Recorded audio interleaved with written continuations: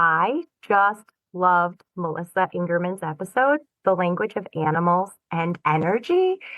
She's been paramount in my transformation, really seeing somebody embrace their inner authenticity and not need the approvals of anybody. She just knew who she was and lives it every day. I loved it. What about you, Chione? The thing that I loved the most about that episode was when she tried to consult with that one cat who was acting up at night and not letting her person sleep. And when Melissa tried a little behavior modification consultation with that cat was like, I'm busy right now. You'll need to make another appointment. If you wanted to catch that episode on the Mystical Mermaid Lounge podcast, she is episode 20. Pop in and check it out. I just loved Melissa Ingerman's episode, The Language of Animals and Energy. She's been paramount in my transformation, really seeing somebody embrace their inner authenticity and not need the approvals of anybody. She just knew who she was and lives it every day. I loved it. What about you, Chione? The thing that I loved the most about that episode was when she tried to consult with that one cat who was acting up at night and not letting her person sleep. And when Melissa tried a little behavior modification consultation with that cat was like, I'm busy right now. You'll need to make another appointment. If you wanted to catch that episode on the Mystical Mermaid Lounge podcast, she is episode 20. Hop in and check it out.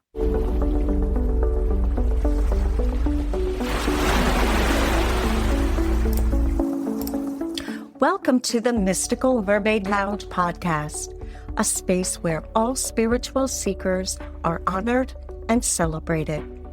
This podcast was born from the journeys of your hosts, who have each faced her own dark night of the soul, but they've emerged with an unshakable belief in divine connection, cosmic inspiration, and her true life's calling.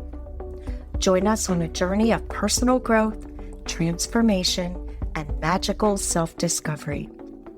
Your first co-host is Chloe Brown, a gifted intuitive empath and shadow work life coach. Your second co-host is Chione Star, an intuitive energy worker and acclaimed past life regressionist. The Mystical Mermaid Lounge podcast starts now. Oh, I'm so excited. Thank you for being here today. We have Dr. Stefanie Bennett with us. So excited to have you here. Welcome. Thank you so much for having me. It's a real delight. So I have Chione here with us, my fabulous co-host. Very happy to be here and happy to meet you, Dr. Steph. Thank you. Dr. Stefanie Bennett is a transpersonal psychologist, an educator, and an author who specializes in the deeper dimensions of narcissistic abuse. Through a unique synthesis of Aramaic, linguistics, spiritual science, and depth psychology, she helps others understand what she calls the spiritual anatomy of abuse and how harm imprints on the soul, and the true healing requires both psychological insight and spiritual integration. Her work bridges ancient wisdom and modern recovery, offering a framework that empowers survivors to reclaim their inner authority and to rebuild a soul-centered foundation. So excited. Dr. Stefanie Bennett is passionate about educating individuals and professionals on the unseen layers of manipulation, trauma, and spiritual disorientation that often accompanies narcissistic dynamics. Wow. Who in this world cannot relate to a droplet of that intro? We can all relate to narcissism. I think we're being inundated with the plethora of narcissists on the planet right now. I don't think we've ever had a period of time where there have been so many. So we've all come across them in one way, shape, or form. So eloquently said. Yes. So if you don't mind, let's start at the beginning. What has your spiritual path looked like? And how did it lead you to this fabulousness that you are now? Oh, that's so nice. Thank you. I'll begin in childhood. I was always kind of a shy child, and I came in clairaudient. That was my main gift. Also clairvoyant and clairsentient. So I had all of these sensitivities that I didn't really understand at the time. And I was kind of the odd kid. And it took me quite a while to really understand what was happening and who I was and how to really take these gifts and make them work for me. I went through a period of time after I was probably 19 where I turned them all off. I couldn't blend in the world anymore, and I couldn't figure out how to be both things. So I kind of just tuned it out after some time. And I was in university at the time. And so it really did actually help me focus on my scholastics. And that was a really good time for me to, focus on that. But I eventually came back to it years later, wanting all of the gifts back because I realized, oh, I'm supposed to be using those things. So I pulled them back out, polished them off, and here we are. So many people say that. I put them away and pulled them out like, wait, I needed those. Yeah, those are my gifts. Yeah, they say the purpose of life is to find your gifts. The mission in life is to use them. And so it's a two-part phenomenon. And the onus is always, it's an inside job. Dr. Steph, did you come from a family where having clairaudience or clairsentience was something that was readily recognized and or cultivated? Or was it just you kind of floundering, trying to figure this thing out on your own? It was really me floundering on my own. I came from a German, Norwegian, Scandinavia background. We were Lutherans. Nothing. We went to church on Sunday, went to Bible study. It wasn't anything, deeply spiritual. There were no practices by anybody in the family like that. My family was faithful on both sides, but there was nothing really for me to go, no one for me to really go talk to about here's what's happening for me. When I got to be a little bit older, I could speak to my mother about it. I basically threw myself into books. My first job was at a rare bookstore. And instead of getting money, I wanted books. I wanted to build a library. So I read all kinds of esoteric, all kinds of occult, Christian cosmological, ancient history, the mystery school, evolution. And so that was really my background. So, for the most part, I was really self-taught. I just am in awe at divine timing of your first job. That's amazing. I know. Like, how does that fall into anyone's lap? So good for you. Yeah, thank you. Yeah, my first job, I was trying to figure out how to smuggle more cookies out of that Subway shop for my friends that night, not how many books can I read. So, wow, that's amazing. Sounds like you were definitely always called to the spiritual world right out the blue. Definitely. I remember being 12 years old and just knowing my path. I always knew I was going to be a writer and I wanted to work with mystical subjects. I really wanted to be Clara Barton for the soul. I think you may be. Oh, that's so Should be the first transpersonal psychologist, nursing, soul fixer. How's that? That's beautiful. That. Thank you so much. Yeah. I love that. That was actually one of the questions. Did you always know you wanted to be here? It's one of the side questions I had. So I love that. As we know, narcissism is a blanketed, overly used term, I feel like. It does seem to apply to everybody, from me to our president, the tech billionaires, like you said, even to my mother-in-law. What is our current working definition of narcissism, and how do you see it impacting behavior on, I think you touched this a little bit, but on the subtle and the direct destructive is how it feels kind of ways? Okay. Well, we have to be careful about how we use that word. It's being tossed around right now, like, baseball at a fifth grade ball game. But they're in order to really follow the definition of narcissism, there's 9 different symptoms that you need 6 of them in order to qualify as a narcissist. But before we really go there, I want to talk about the different kinds of narcissism. There are different kinds, and then there are different frameworks that they operate out of. So let's go through that really quickly.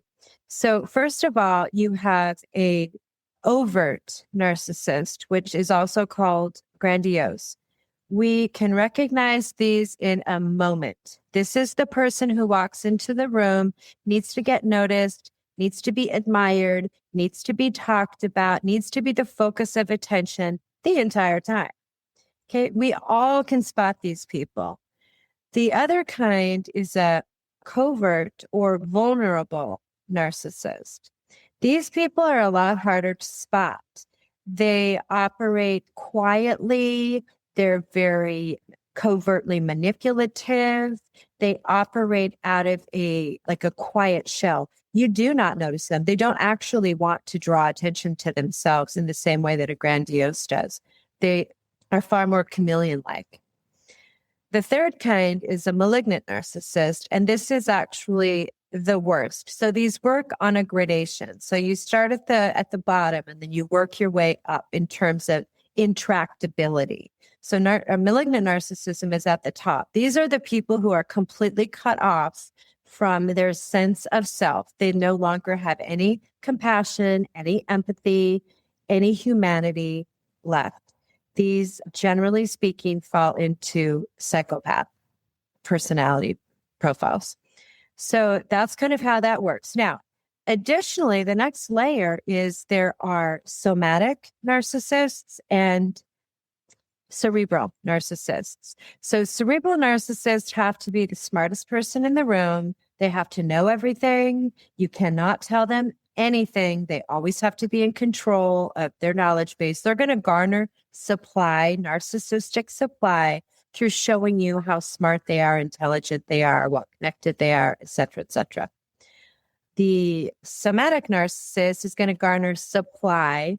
I want to make a point here too, that the word narcissism, the base of that word, the etymology is narc, drugs. Okay. Well, what's their drug? They are a drug addict for supply. That's their supply. So the somatic narcissist is going to garner supply through their body, their physique, their looks, it could also be, their home, their boat, their whatever. They're going to garner it through physicality. Now, there's no one type. A narcissist is never just one type. They weave through these types, somatic and cerebral, as their supply chain changes. So each narcissist has a main type that they are, but they also have a subtype, so it can vacillate one to the other. So as they move through garnering supply, if they lose supply from their cerebral talents, they will move into a somatic phase and vice versa. So oftentimes, narcissists are diagnosed with manic depressive, but it is a faulty diagnosis. Now, they do look the same diagnostically. They do behave. There's very similar patterns here because there's an up and there's a down, and it goes on and on and on. Oftentimes, narcissists, when they lose supply, they suffer from narcissistic injury, or it can even be more traumatic and dramatic than that. And that's when they, generally speaking, fall into a deep, deep, dark depression. They become, they have suicidal ideation, they become suicidal. And that's when they generally show up in the doctor's office and they get diagnosed with manic depressive. This is what's actually happening. So it's important for us as, members of the public to really be aware and educated and knowledgeable about what it is that we're seeing. The other point I really want to make is that when we run into one type of narcissist, it's generally a very jarring experience in life, traumatic, disorienting, discombobulating. People end up wondering, what just happened to me? Just because you recognize one type of narcissist, because, a lot of us have been married and divorced because we ended up married to a narcissist of one flavor or the other. We get divorced, we enter the dating scene again, and we run into a completely different type of narcissist. And we think, oh, we're in the safe zone because they don't look like that last person. Well, we're sadly mistaken. Oftentimes we find out a new way to discover, oh no, there's different. I mean, this is really a forced education in narcissism. Oh no, there's a different style of narcissist I never even knew about. So it's really important for me. I mean, I know there's a lot of people out there talking about narcissism and educating on this, and there's a lot of really good work going on. But there's also a lot of misconceptions, a lot of misnomers, a lot of lay people throwing terminology out there that they actually don't really understand. So I just want to make a point for everyone to take note that double check what you're hearing. Make sure you're listening to people who have qualifications and education. And I don't mean they need to have a PhD. I mean they need to have education, qualifications, that they actually do know what they're talking about. Because if we're going to be learning, we need to learn it the right way the first time. The Swiss have a saying, if you either learn the right way and you take one step, or you learn the hard way and you take two. Well, when you're dealing with narcissists, less is better, because the more trauma we take on, the harder it is to come back out of it, and that stuff really does matter. This path out of narcissistic abuse it's fraught with difficulty. How do you know, or maybe they converge or overlap, but how would you know the difference in dealing with someone with borderline personality versus narcissistic behavioral symptoms? Because my experience and research, very high level, nothing in depth, shows me that both engage in behaviors that include gaslighting and you're too sensitive, reverting the problem back to you, as opposed to them being emotionally unintelligent and or pushing buttons. And why is it important to know the difference? And I'm asking this, Dr. Steph, specifically for people who are looking for partners or maybe have children with some of these symptomologies, and knowing what kind of help to get them. There's good news and bad news here. So when you're dealing with a borderline personality disordered person, according to Sam Vaknin, and I agree with him, they are failed narcissists. So you get a lot of the same behaviors. However, it's not as narcissistic personality disorder is intractable. The recovery rate is slim to none. Borderline, it doesn't fall under that category. There's more to work with there. If you want to look at it from a spiritual perspective too, the dark forces that embed in the narcissist are not as embedded in somebody with a borderline. Dr. Sam Vaknin is the one that really goes deep into that piece. So if you want to learn more about borderline and the difference between borderline and narcissism, he is the expert to go to. Perfect. Thank you. And I didn't even think about that from intractability, because I tend to think of narcissists as well as people with borderline personality as very deeply hurt, wounded people. Yeah. So I never thought about the fact that there may be no return for some of these people, which that's what the research shows. Yeah, the intractability part. We all have to hold out hope. Our humanity asks us to, but we also have to be realists. The thing to really remember, we have to stand from a place of compassion. And from that place, we have to look at narcissism for what it really is, and even borderline for that matter. It's a trauma response. These people are deeply traumatized, and this is their way of surviving trauma. Oftentimes, there are multiple traumas. There's layers of trauma, and that is just in this life. We also have to consider this next layer of the karma that we bring with us when we come into this life from other lives that we have lived. So there's layers to that topic. I read somewhere sometime, I wish I knew where this reference came from, but that we all encompass narcissistic abilities and traits to some degree. And when I read that, it made me question where that overlap is and if it's factored in when it comes to mental health and narcissism. Does that make sense? Because I feel like they have to be. Yeah. Anyway, I was just curious your thoughts there. From what I understand you're asking, I would have to qualify what you read as misinformation. But if we want to answer it just on its face, fair enough. We all have traits of, quote, narcissism in us, which means we have an ego. We have our capital I, our deepest self. Now, if you want to say we all have narcissistic tendencies, we need to define what that actually means. How are you using that word narcissism? On its face, I would have to answer that by simply saying that the human being in all of its layers is functional because it is in balance. All of the bodies are in balance. The willing, the feeling, and the thinking are in balance. If we're out of balance, yeah, we can develop narcissistic traits or tendencies, but that doesn't mean that we fall into the category of being a narcissist. And that's what I see when I'm looking out into this area of, I don't know, the topic. People are throwing that word around like it means something that it actually doesn't. What I'm trying to say is let's actually be specific. Be specific. It's important. That's a great answer because I think that is so hard sometimes to know where our resources, as far as what their expertise are or are not, because that is not always as transparent. So thank you for addressing that. That's a great one. What prompted you to create a healing services specifically for those who have experienced this traumatic narcissistic abuse? And how do you feel like this kind of trauma affects someone, not just emotionally, but spiritually, psychologically, and physically? So it goes into my personal biography.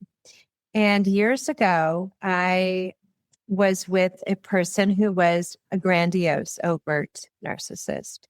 And that was a very difficult situation to separate myself out of. And I did learn a lot about narcissism back then.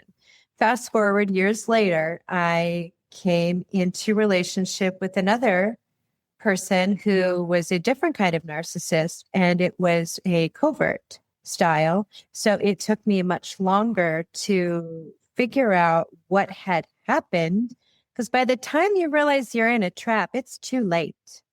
And then the question is, what the hell just happened to me? How did I find myself here? And dear God, how am I going to extract myself safely? So it came through real life experience. Now, when I was in the phase of orienting to what just happened to me, the person whose material I found that really helped a lot was Sam Backman. Now, that helps with a psychological layer. The next layer for me is the spiritual layer. And that's what I found extremely difficult, if not impossible, to find. So that's where I felt like, oh, this experience is finding me because this is my initiation into raising my spiritual mission. This is my piece that I'm here to offer, at least one of them. So I wanted to offer that piece. I wanted to create the information and the tools that I wanted to have to extract myself from that situation. And in addition, healing from narcissistic abuse is so difficult because most of the material only addresses the psychological level. Suffering from narcissistic abuse is a spiritual trauma. And so you absolutely have to address both of those pieces in order to fully heal. There's people that, I talk to, it's months later, years later, and they still haven't healed. And this is why, because they're not addressing the deeper layers of what's going on at the soul level. And that's what I really go into deeply in my book, The Soul's Return. And I hope that is my contribution to helping alleviate this type of excruciating pain that people are suffering from this abuse. Absolutely. Why do you think that we allow ourselves to get pulled into those relationships? Because each and every one of us, I think, walking into a friendship or relationship or even a coworker situation dynamic, we all walk into it knowing, we don't want to be manipulated. We don't want to be gaslighted. We do want to be told that we are good and fabulous and all of these things, but somehow we still find ourselves in those situations. How do you think why that happens? I mean, there's a couple different layers to that, I suppose. The first is, we're humans and we're social beings. And so we're drawn into relationship. And as a human, we always seem to give the other person the benefit of the doubt. That is the definition of humanity. At the core of our being is love. That is the greatest power and the most, I don't know what the right word is, commanding force in the universe. It is our very soul. So it's in our nature to grant that to people. Now, when we're dealing with people who suffer from narcissistic personality disorder, that is not a safe response. So yes. I don't know. Yeah, it's interesting because I guess let me talk really briefly about Aramaic language. In the Lord's Prayer, when the saying is, let us not fall into temptation, the correct translation is, let us not falter in ourselves. God, the universe, life, whatever you want to call it, doesn't lure us into falling. We fall into it.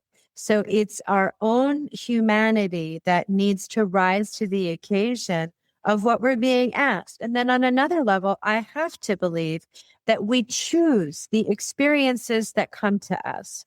So these are mini initiations or grand initiations. This is an opportunity that we are presented with to raise our game, to better ourselves, to ask ourselves the deeper questions. We are not victims of this life. We are empowered, and we have to find that place of sovereignty inside of ourselves. That is the answer to narcissistic abuse, is taking back what was robbed under the pretense of false light and find our own light and shine that light. It's not about ruining anything, destroying anything, eradicating some, disembodying something. It is about embodying the light that we are at a higher level, deeper level, broader level, bigger level. That is the task. Yeah, definitely. What do you believe is that spiritual or deeper subconscious hook that gets us? Do you think it is that the benefit of the doubt that they're stuck?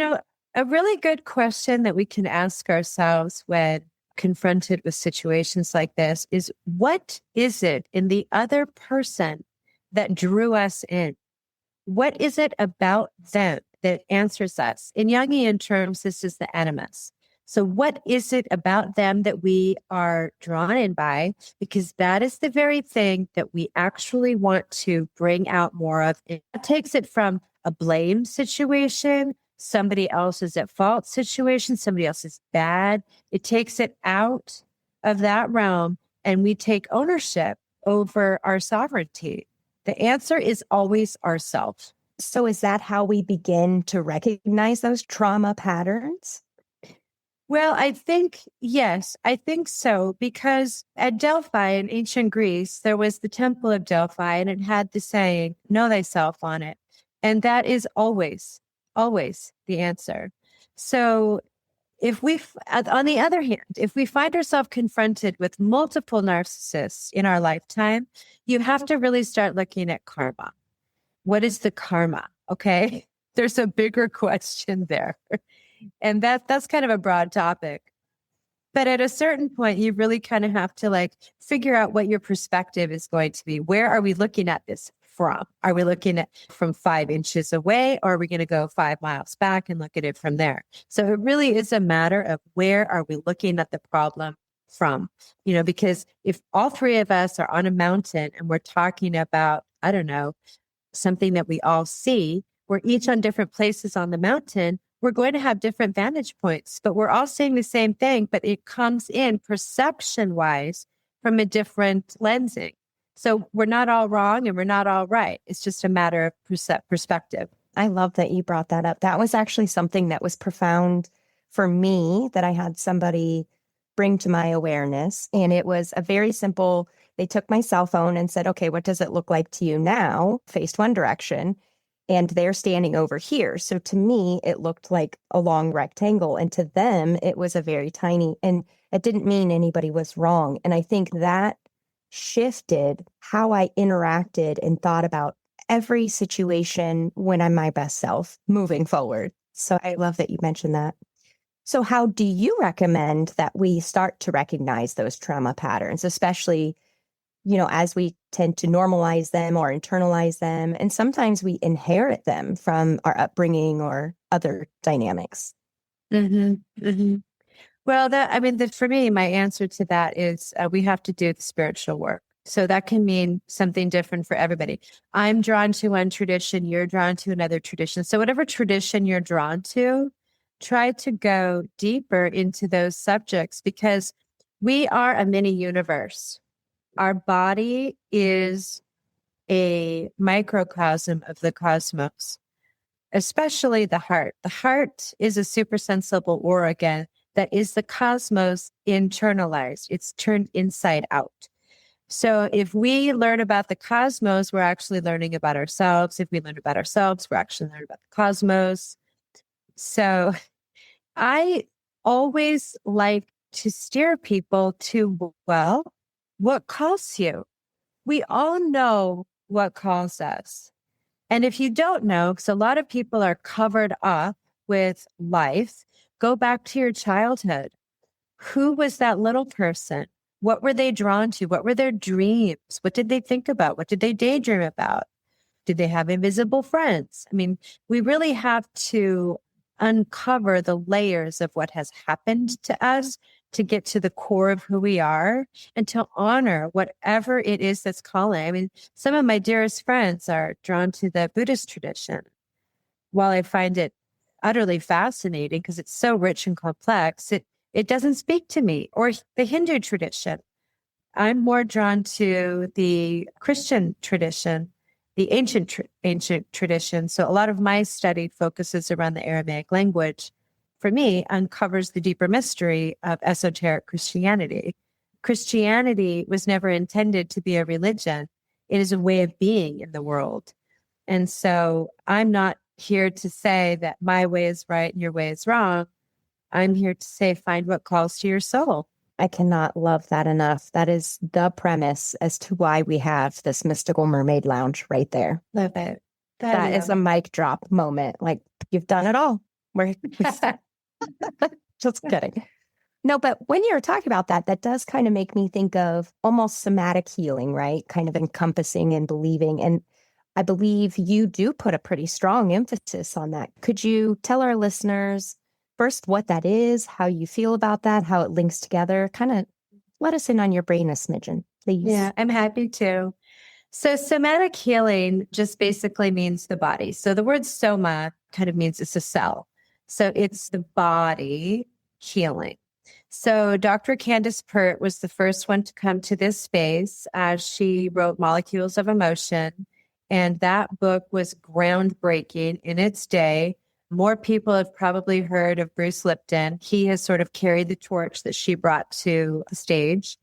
And so what this means is we have to get in touch with our body because our bodies hold our emotions.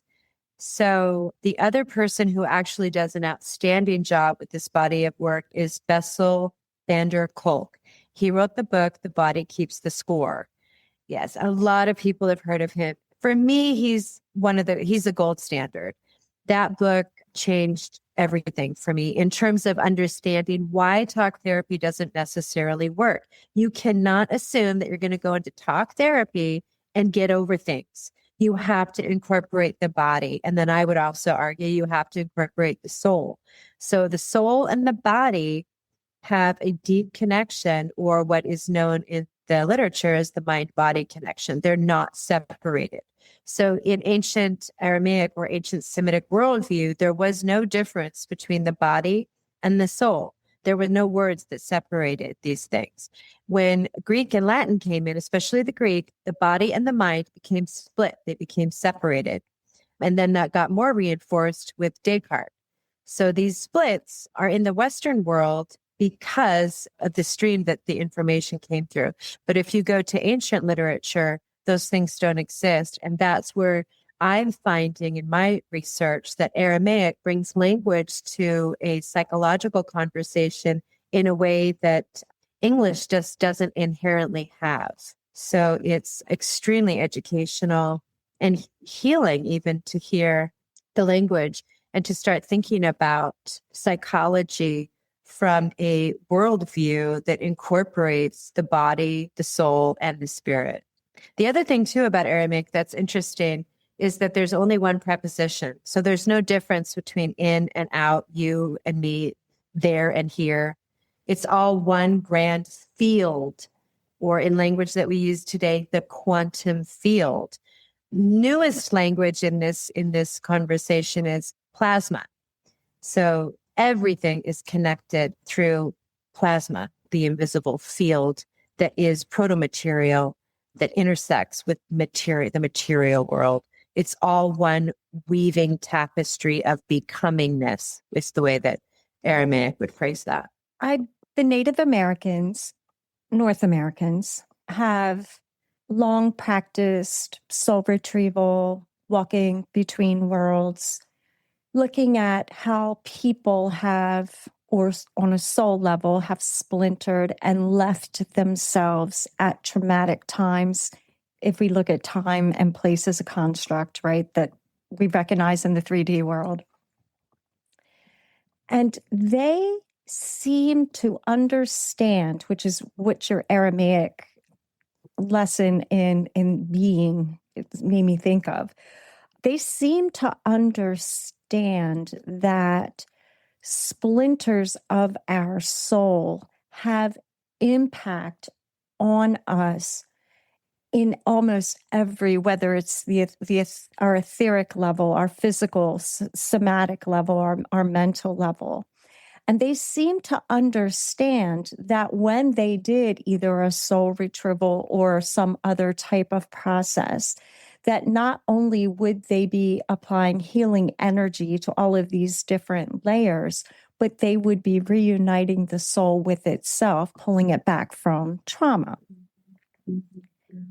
Why do you think, with the knowledge that you've gained from the time periods of René Descartes as an example, great mathematician, but clearly pushed the soul out of the picture to a certain extent, why do you think that esoteric portion of us was removed from our whole body equation? Because it's clear to me that we're coming back in realization that this is the missing piece. We can Band-Aid, we can set a bone, we can spend our life in electroconvulsive therapy, but at the end of the day, if we have a spot missing in our souls, we need a different perspective. It's a great topic. I don't want to go into it too much here, but I will mention that there are different types of soul fragmentation. So the soul can become fragmented for different reasons from different places. And each type of soul fragmentation requires a different practice to go retrieve it and bring it back to the soul level. So to answer your question, though, it ends up touching on the political. So a lot of these things became splintered off with the introduction of the Roman Catholic Church. Yeah. So a lot of these types of conversations don't happen in Eastern Orthodox religion. So that's kind of an interesting thing for people to notate. A lot of people are being drawn towards more of the Eastern Orthodox tradition right now and for a while now because these things have been so widely recognized. So if you go back to Christianity before Constantine, it is a different Christianity. He was a heavy editor, I understand. Yes, he was. So if hurt people, how do we identify our own tendencies? Well, this really goes back to being self-aware and understanding our wounds and befriending them, you know. So I'll borrow from Aramaic again, but the concept of our inner life, there is a community of voices inside of each one of us. And they're all speaking from different places, from different times, from different perspectives. And so the task here in trauma work is to go in and find those inner voices and see who's hurt, what's the trauma, and to bring them out, hear what they have to say. What are they bringing to the table? What are they asking me to attend to? Address it with, generally speaking, love and trauma healing techniques, and bring them into a closer alliance with balancing out with these other voices. So again, we come back to balance and harmony as well. If these inner voices are at war with each other, or there's some kind of disharmony, the person is going to feel not quite at home, not quite right, exhausted, disoriented, like they're not really who they are, but they won't necessarily know why. But I find that this concept of looking in on who is the community of voices inside of me, and to make sure they all are given voice. And a lot of those voices are trauma imprints. They are siphoned off into the unconscious, into the subconscious, and that's where soul work comes in. So that's my viewpoint on that. Yeah, I'm very grateful for that, for your viewpoints. And that really helped me understand. So I'll just open up a smidgen here. Most of our listeners know this, but I was in a 10-year relationship with the evolving narcissist, who was a few of those on your list. And, almost 10 plus years later after that experience, I'm still trying to regain bits and pieces of who I am. And I did the talk therapies, I did the group therapies, I did the niche specific therapies, I did the tap therapy, all of the things. And it wasn't until I joined a spiritual container where I was able to find that missing piece. Like I had done the pieces, I had done the legwork, I had asked myself the questions, but I was missing that final puzzle piece to really start deeply flushing everything from internal systems. And so your opinion is really so valuable and so important. And thank you for sharing that, because I think for me, at least in my own personal journey, it's allowed me to understand it wasn't necessarily wrong or right that I spent X amount of years on each therapist or psychologist or modality, that it was each one of those were needed to replace those pieces internally. So thank you for speaking to that. I think that was very powerful. Yeah, you're welcome. I'd like to add a caveat to that, and it's the concept of the double mirror. This is the concept that the narcissist projects or reflects what you want to see, while at the same time projecting their wounds onto you. So an important thing for us to all recognize and acknowledge and work with is that when we're healing from narcissistic abuse, it's very important to identify what is mine. We have to take stock. Is this mine? Because oftentimes in this situation with narcissistic abuse, it is not even ours. And so at that point, we have to disclaim it as ours, send it back to sender with all things attached, never to return. So when we're taking stock of ourselves after these relationships, this double mirror concept is absolutely vital to understand, that make sure we're working with the right material. We can't digest somebody else's trauma. And oftentimes with narcissistic abuse, it's not even ours. So it's about uncovering, where is our light? Because what they're actually doing, they are not operating out of a connection with their true self. So we have a self and we have a soul. If we want to just overly simplify it, they are disconnected. These things are disconnected. So what they're doing is they're siphoning your life force from your will center to replace their inner light. So that's why oftentimes after you've been years in a relationship with these people, you literally are drained to the point that you're in bed or you're sick or both. You have no life force. They're literally siphoning your life force because they don't have their own to work with. So it's important to realize that rebuilding that flame that is in your solar plexus before you start dismantling. Like, what are we taking apart today? Well, you got to fill up the coffers first, fill yourself up with more life force, with more life, rebuild your will. And then from that point, you can start working with taking things apart. But it's really important to do things in the right order. Absolutely, because we can't run before we learn how to crawl and then walk. I mean, we sure can try, but it might be a little painful and dangerous for everybody around us. Wow, that was snaps all around. Something I saw on your website that I have been so excited to ask you about, which we will share all of your website information in our show notes as well. And while I am thinking about it, I wrote it down. It is Dr. Stefanie Bennett with 2 N's, 2 T's.com for the listeners. An F. Yes. Sorry. One of my girlfriends is Stephanie and she spells it the same way you did. So yes, okay. I forgot. It's Stefanie. Thank you for saying that. Oh. Yes. So can I get you to talk about this soul chart? Yes. I am so excited. I started breaking a sweat. I just want to hear all about it. Oh my gosh. This is so exciting. In preparing for this talk today, I had never heard of human design. So I did some looking into human design and I'm actually fascinated by that too. So a lot of people have heard of human design. Getting your soul chart reading is different because it's a spiritual diagnostic tool. So what we're looking at is the imprint that the stars had on your soul the moment you were born. So in order to do a soul chart reading, we take your birth time, specifically, it has to be exact, your birthplace, and your birthday. So what happens is there is a framework that is worked with. It's going to give you a unique map of your soul's architecture. And with that, your karma, your soul evolution, your gifts, your karmic lessons.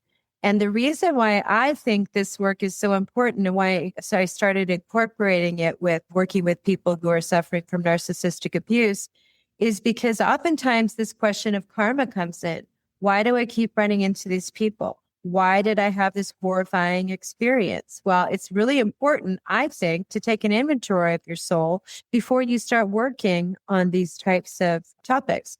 So really, to better understand yourself, it's just a tool that a lot of people like using to get a good idea of who they are across the arc of their lifetimes.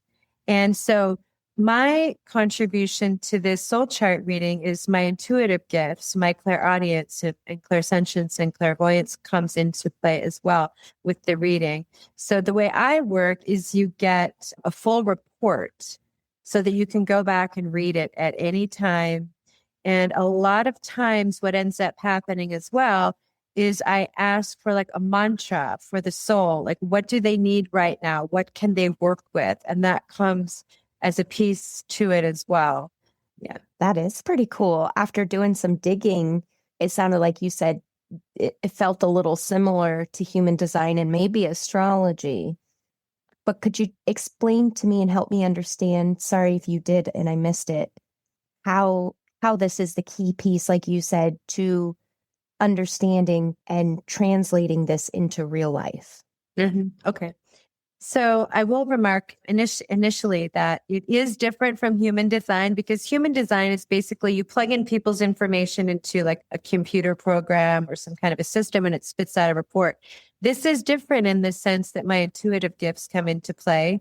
And it also works with a cosmology that comes out of spiritual science. So it works from a different framework as well. So it's really intended to highlight your soul lessons. We all wonder, why are we here? this is just a tool to utilize to help answer that for yourself. And I think too, when we better understand ourselves, we bring a deeper cognition to the table when we're doing our spiritual work. So it's a tool of initiation as a spiritual diagnostic. Thank you. Somehow I was missing a connection there. So thank you for revisiting that. I appreciate it. One of the other things that I saw on your website, sorry, I got a little excited, was that sovereignty training. And my soul immediately was like, what person in this planet doesn't need that? Yeah. So could you walk us through what that experience is like?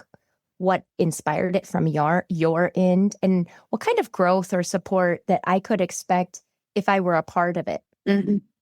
So I love this question. So I developed sovereignty training just a few months ago out of the impulse to really give people tools that they need as they walk through this journey, whether they're dealing with narcissistic abuse or not. It's geared towards that, but that's not necessarily where you need to come from in order to embark on this journey. So sovereignty training is in lieu of like taking a course or a class. These are journaling exercises, mantras, spiritual exercises, things to really ignite your inner sovereignty. So it's basically mapped out over the course of however long you want to participate. So the choice is always up to you. There's different levels of sovereignty training. So it just depends. Like, what are you called to? What do you feel like you want to give to it? What do you want to get out of it? So I really geared it towards everybody can find a place that they want to fit in. It's pulled from life lessons out of depth psychology, ancient wisdom, esoteric tradition, transpersonal psychology. I mean, I'm really drawing from the wealth of my expertise and my research and my field and my own soul gifts into this offering for people. And I really hope it resonates because I've never seen anything like it. It's truly, I think, my own. Yeah, I definitely agree.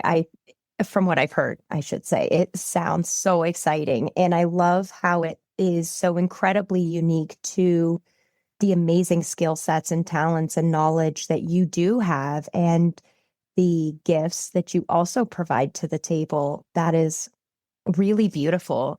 And how much service work you do. That is so beautiful as well. I think that says a lot about you as an individual. Thank you. You know, this work is really all about coming home to yourself and finding inner sovereignty. I titled my book, The Soul's Return, for that reason. This is all about coming home at deeper, bigger, wider levels. So the narcissistic abuse piece is how we get there. Not everybody has to walk through that gate, that initiation, but a lot of us have. And so it's a unique stain because it really incorporates darker forces in a way that we're not necessarily well equipped to recognize and deal with.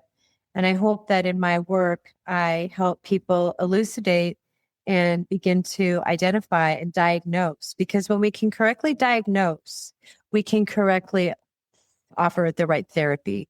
So a lot of times these toxic imprints are not addressed in the right or the best way, I should say the best way that helps somebody incarnate at a deeper level into who they actually are. In your experience, what is the primary reason we give our sovereignty away?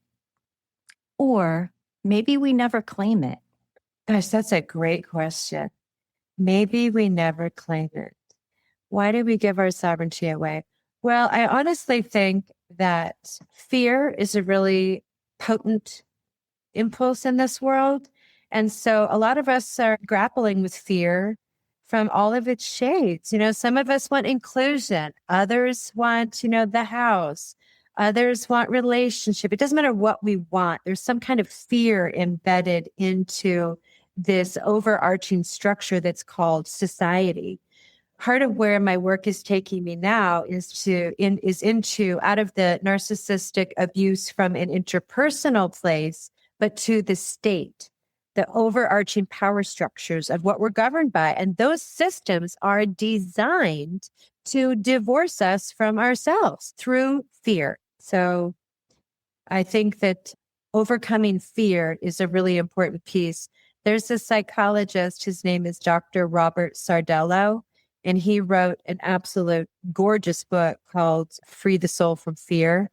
And it is a beautiful contribution to this question.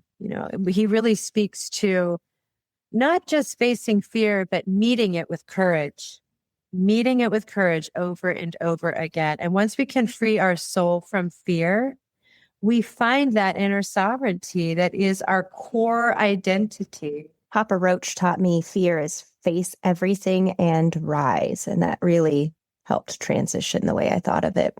That's great too. I wanted to ask, who needs to seek your services? Because to me, it's like, who doesn't? So in your perspective, that I see on your website as well, for the listeners, everything is here. There's some workbooks, there's some all sorts of things, but who do you think would be the ideal client or customer or person to experience this sovereignty training? Mm-hmm. Generally speaking, my clientele are people who are coming out of narcissistic abuse situations, and they have some deeper call to other things have not worked. This looks like it could work for me. So as part of that contribution, I have written The Soul's Return, and I also wrote a companion manual for it. It's basically journaling. If you want to work with yourself, not everybody wants to work with a therapist. If you want to work on your own or as a complement to working with the therapist, that's there too. I have other different types of workbooks with the same idea in mind. This is a full-bodied offering of what I'm trying to bring to people to serve. And that is my mission, is to serve. I really think that I'm drawn to working with people who have a deep spiritual call on their life. And that's where I am most comfortable. But I'm obviously capable of working with anybody, but I really have a heart for people coming out of narcissistic abuse. I understand it implicitly and explicitly. I've been there, done that. I found my way out, and I want to turn around and help other people do the same. May I ask your opinion on one other thing? It's not in here.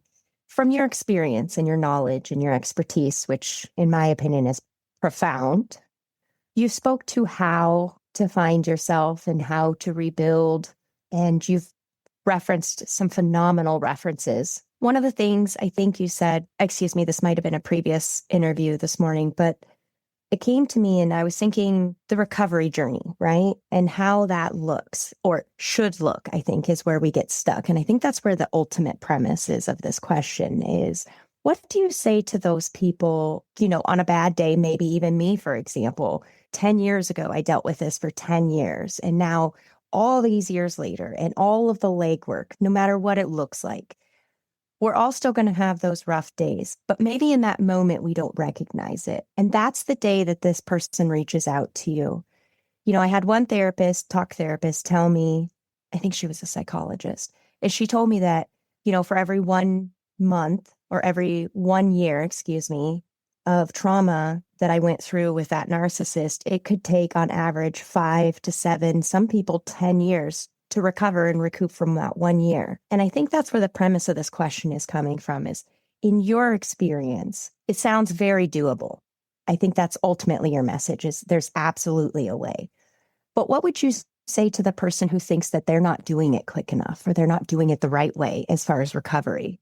Well, recovery is not linear. Recovery is a spiral. And so if we think about it in this way, there's no race to the finish line. And additionally, the premise, we could caveat that by saying that not everybody responds to trauma in the same way. One thing may traumatize me, but it may not traumatize you. So everybody has different trauma responses. So I guess the bottom line is that we are going to re-enter the trauma zone and process it at different layers on our way. It's not from here to there. It's from here up. And at the same time, you have the inversion of that going down. So we're going higher up into ourself and we're going further down into ourself concurrently. These things work together. And so that's probably the way that I would answer that. I appreciate that and love that, because I think sometimes we can get caught up in comparing ourselves and saying, you know, it's been X many years. My friend says I should be over it by now, so thank you for that. Because comparison is evil in itself on our own self-judgment, right? Because all it does is, I believe, it is just created to just tear us down. Yeah, you're never going to stack up. And the other thing too is there's always somebody ahead of you and there's always somebody behind you. Like you are in the perfect place. You're not supposed to be where they are. You're supposed to be right there. Love that. And finally, unless there's anything else, I really want to hear about this book. Yes. Uh-huh. You mentioned The Soul's Return. I see it on your website, but could you please tell us a lot about it? Yes. Okay. So The Soul's Return is all about the spiritual anatomy of narcissistic abuse. And there's a healing guide to reclaiming your inner freedom. The exercises go throughout. So by the time you finish the book, you will have gone through all of the exercises. So in this book, I go into great detail the mechanics of how the dark forces are working through the narcissist and how they infect you. Narcissistic abuse is a spiritual plague. It operates like a virus. So you actually, as the target, become infected as well. And so there needs to be the correct therapeutic and curative for extracting it and healing the wound that it entered through. And that's an important piece. These forces enter through our wounds, through our fractures, through our splinters. That's why it's so important to do the work and to heal ourselves. So I go into a lot of different graphs for people. I love a good graph. So these graphs are taking the psychological component and giving the correlate to the spiritual component. So you can actually see how this is operating on these different levels. So you don't have to go read a psychological book and then a spiritual book. It's all in here and it goes together. So we go through the whole anatomy of what's going on in that other person and then into how it affects you and a healing guide throughout. So there's visualization, somatic exercises, journaling exercises, mantras, etc. The workbook goes deeper into that work. But this book ends with a celebration of life, because we talk about the era, the new age that we're moving into, and we're all called to be a higher version of ourselves in order to enter this new age. So it really does have a great ending, and I really hope that it helps people. I have to mention Dr. Douglas Gabriel wrote the foreword for my book, and he is a giant in his field and just as a human being. And he wrote that it is the best book on spiritual psychology he has ever read. And that's saying a lot. So big thanks to him for participating in my project. It was a really big moment of wonderfulness for me. You should definitely be so proud of yourself. Your website, I think I got stuck on it for hours. There was just so many beautiful things to just learn and services that you have. You know, you said the journal, the workbook, and the book, just for one of them, but you also have many other books that you have published. I do. And I also made quite a few sets of oracle cards or altar cards, however you want to work with them. One of them is geared towards healing from narcissistic abuse. Others are just beautiful mantras. There's another one for pregnant mothers, so working with the child in the womb. I also want to mention too, I'm actually really excited about this. So I have 2 upcoming books. One is called Breath Divided, and it goes into how narcissism wounds the soul. And it's a synthesis of Aramaic wisdom with spiritual science. And it kind of is the same model as The Soul's Return, going through the diagnostics and then the curative. And then the book after that is called Word to Womb. It's about Mary Magdalene and the spiritual tradition that she brings to the table. So many of us are feeling her call right now. And I really wanted to add my voice to this. It's a synthesis of deep esoteric tradition with me as an oracle and there's images throughout. So it's really a pairing, visual with poetry, with scholastics. It's an absolutely beautiful piece of my soul that I put into paper for people. And I'm so excited. I also created a altar card set that matches with it, and then a workbook for that as well. And it's basically walking you through an initiation. Because really all of this narcissism work it's a gate that we enter in order to get to the deeper levels of the temple. And so that's my map of how my work is coming through and what the offering is. With all of us collectively, I'll say worldwide, what the heck? Not that I know what actually every single culture and civilization is going through in the world, but it's clear there's a shift in consciousness. We're having these discussions on spiritual psychology where, as we had talked about back from Constantine's time, we were essentially severed from a major portion of ourselves. With so many of us advancing or expanding in consciousness and just awareness of who we are and the humanistic position that we could be taking, how did we elect a person who is so clearly not well? Okay, so I'm going to answer that maybe not in the way you expected, but what I will say is that the political structure is governed by forces that aren't necessarily connected to voting. That might be surprising for some people, but there is research to show that is true. And in addition to that, I really do think that people who are drawn into that work may come to that work as functional human beings, but being a participant in that matrix forces the soul to sever from itself, and you end up answering to the powers that be. So it almost doesn't matter who enters that seat. They will undergo the same, quote, initiation.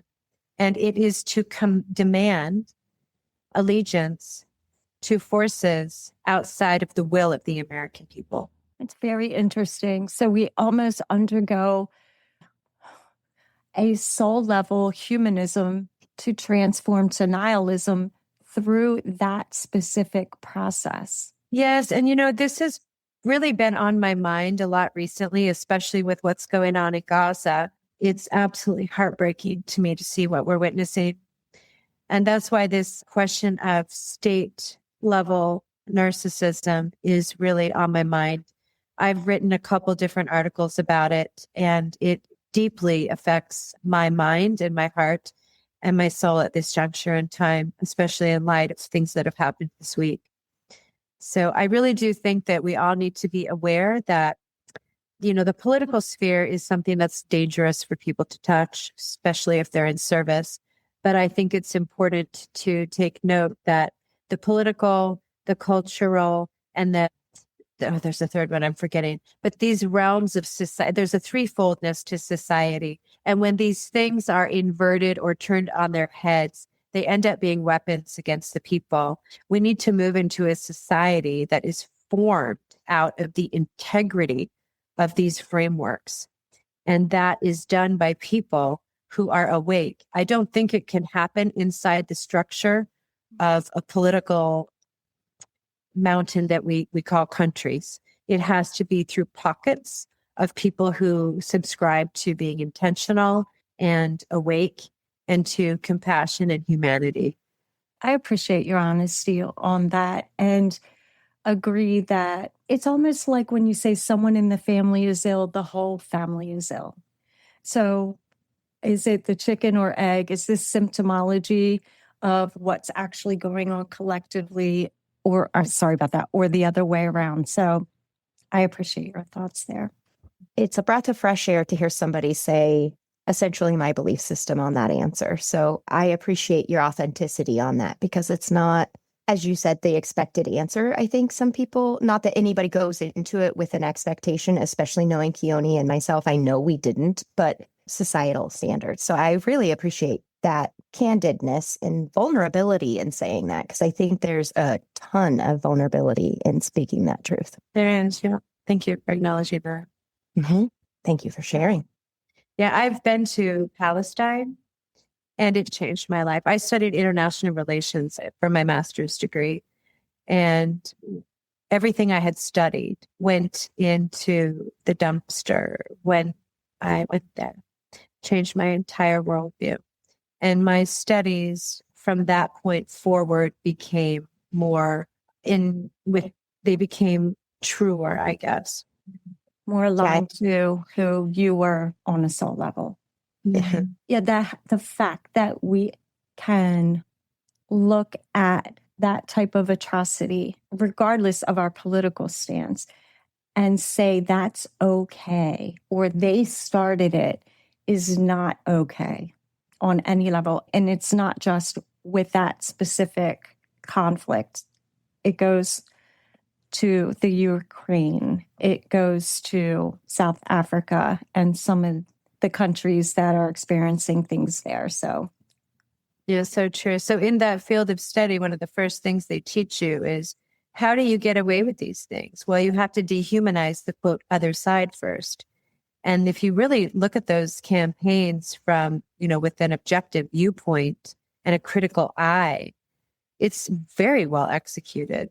To a T, it feels like a very nightmarish cyclical story coming back from Nazi Germany, coming to the United States to learn how to dehumanize the Jewish population based on the way we treated our slaves, to then be implemented there, to now coming back full circle. Yeah. And touching a variety of other countries along the way. The broader perspective of that is we're in the age of what some people call the second coming, in the etheric, quote, in the clouds. Now, whether you subscribe to that or not, it is irrelevant. The idea is that the forces that are coming in are being countered. And that's why we're seeing heightened views of evil manifesting in ways that in our lifetimes, we've never seen these things play out. So it's a balance, counterbalance situation. That's a good point, because often, and you probably saw the look on my face for a second when you said that, was just like, oh no, we're not going to go like extremist Christian MAGA here, no. Right? But you're right. That second coming and that heightening of extremism on all ends can't better be labeled other than a second coming. And all of us being forced to face what this means for humanity and about who we actually are. But I have to let you go. Thank you so much for having me. Yeah. This has been a delightful conversation. I'm really grateful to both of you for the invitation and for having such an open conversation. Do you have a mantra you could leave with us? Yes, I actually do. Thank you for asking. To walk through the fire of narcissistic abuse is not merely to survive it. It is a soul-level summons. It asks of you a quiet courage and a sacred reverence, ushering the soul's return. So beautiful. Do you ever sleep? I do. Oh, good. She's beautiful. She's intelligent. She's well-spoken. I would say you're like right. You're like the trifecta of intimidating, but everything I'm probably older than her. Are you adopting an older sister? I'm 55. Yes, I'm adopting. You can be my sister. I'm 57, so I knew I was older than her. Yeah. But we're looking good, girl. Thank you so much. We're finding our soul families right now. It's a wonderful experience. Yes, it is. Synchronicity is alive. It is alive and divine best. Thank you, my friend. Thank you, ladies. So wonderful. So much. Thank you. Bye-bye. Have a great day. You too. Bye. Thanks for diving into the depths with us today. If you enjoyed this episode, show your support at buymeacoffee.com/Mystical Mermaid Lounge, as every little ripple helps keep the magic flowing. Would you like some more deep, soul yearning conversations? Well, then swim on over to our sister podcast, Past Lives Cafe, where Chione deep dives into those past life experiences. Also, we'd love to hear from you. Please don't forget to rate and review and drop your feedback and comments at our website, mysticalmermaidlounge.buzzsprout.com. Thank you again so much. And don't forget to catch us at the next high tide. Bye-bye.